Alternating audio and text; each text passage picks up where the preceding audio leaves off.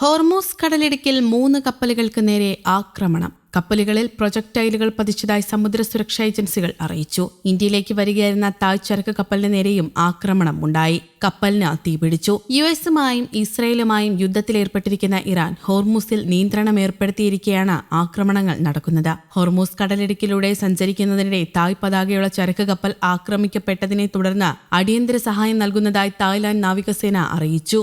23 തായ് ജീവനക്കാർ കപ്പലിലുണ്ടായിരുന്നതായും അവർ വ്യക്തമാക്കി. ഒമാൻ നാവികസേന 20 ജീവനക്കാരെ രക്ഷപ്പെടുത്തിയതായും ബാക്കിയുള്ള 3 പേരെ രക്ഷിക്കാനുള്ള ശ്രമത്തിലാണെന്നും അധികൃതർ പറഞ്ഞു. UAE തുറമുഖത്ത് നിന്ന് പുറപ്പെട്ട ഈ കപ്പൽ ഗുജറാത്തിലെ കാണ്ട്ല തുറമുഖത്തേക്ക് വരികയായിരുന്നുവെന്ന് AFP വാർത്താ ഏജൻസി റിപ്പോർട്ട് ചെയ്യുന്നു. തായ്ലാന്റ് നാവികസേന ആക്രമണം നടന്ന കപ്പലിന്റെ ചിത്രങ്ങളും പുറത്തുവിട്ടിട്ടുണ്ട്. കപ്പലിന് കേടുപാടുകൾ സംഭവിച്ചതിന്റെയും പുക ഉയരുന്നതിന്റെയും ചിത്രങ്ങളാണ് പുറത്തുവന്നത്. കപ്പലിന് 178 മീറ്റർ നീളവും 30,000 ടൺ ഭാരം വഹിക്കാനുള്ള ശേഷിയുമുണ്ടെന്ന് തായ് നാവികസേന അറിയിച്ചു.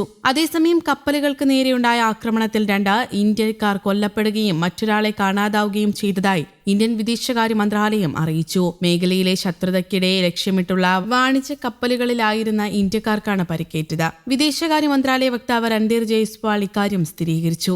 ദുരിതബാധിതരായ പൗരന്മാർക്കും അവരുടെ കുടുംബങ്ങൾക്കും പിന്തുണ നൽകിക്കൊണ്ട് സർക്കാർ സ്ഥിതിഗതികൾ സൂക്ഷ്മമായി നിരീക്ഷിക്കുന്നുണ്ടെന്ന് അദ്ദേഹം പറഞ്ഞു. സംഘർഷ മേഖലയിൽ പ്രവർത്തിക്കുന്ന വ്യാപാര കപ്പലുകൾക്ക് നേരെയുണ്ടായ ആക്രമണങ്ങളിൽ ഇന്ത്യൻ പൗരന്മാർ കുടുങ്ങിക്കിടക്കുന്നതായി രൺധീർ ജയ്സ്വാൾ മാധ്യമപ്രവർത്തകരോട് പറഞ്ഞു.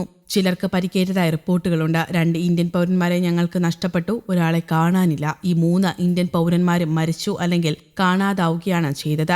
ആക്രമണത്തിനിരയായ വ്യാപാര കപ്പലുകളിലായിരുന്നപ്പോഴാണ് ഇത് സംഭവിച്ചതെന്നും അദ്ദേഹം പറഞ്ഞു. ഗൾഫ് മേഖലയിൽ പരിക്കേറ്റ നിരവധി ഇന്ത്യക്കാർക്ക് വൈദ്യചികിത്സ ലഭിക്കുന്നുണ്ടെന്ന് വിദേശകാര്യ മന്ത്രാലയം സ്ഥിരീകരിച്ചു. ദുബായിൽ പരിക്കേറ്റ ഒരു ഇന്ത്യൻ പൗരൻ നിലവിൽ ആശുപത്രിയിൽ ചികിത്സയിലാണെന്ന് ഉദ്യോഗസ്ഥർ പറഞ്ഞു. ഞങ്ങളുടെ കോൺസുലേറ്റ് അദ്ദേഹവുമായി ബന്ധപ്പെട്ടിട്ടുണ്ട്. അദ്ദേഹം ആശുപത്രിയിൽ ചികിത്സയിലും കഴിയുകയാണ്. അദ്ദേഹത്തിന്റെ ക്ഷേമവും ഉറപ്പാക്കാൻ ഞങ്ങൾ അദ്ദേഹവുമായി പതിവായി ബന്ധപ്പെടുന്നുണ്ട് എന്നും രൺധീർ ജയ്സ്വാൾ പറഞ്ഞു. പശ്ചിമേഷ്യയിലെ സംഘർഷങ്ങൾ വർദ്ധിച്ചു വരുന്ന സാഹചര്യത്തിൽ മേഖലയിലെ ഇന്ത്യൻ പൗരന്മാരുടെ സുരക്ഷയെക്കുറിച്ചുള്ള ആശങ്കകൾ പരിഹരിക്കുന്നതിനായി ഇന്ത്യൻ സർക്കാർ ഒരു കൺട്രോൾ റൂം സജ്ജമാക്കിയിട്ടുണ്ട്.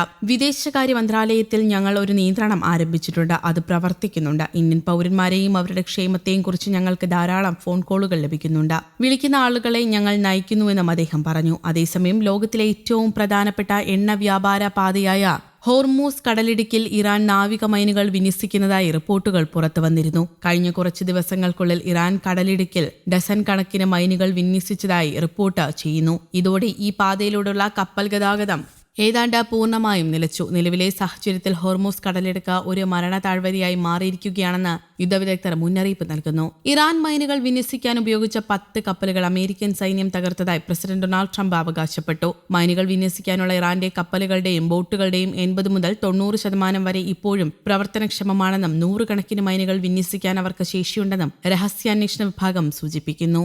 News desk, Kerala Kaumudi.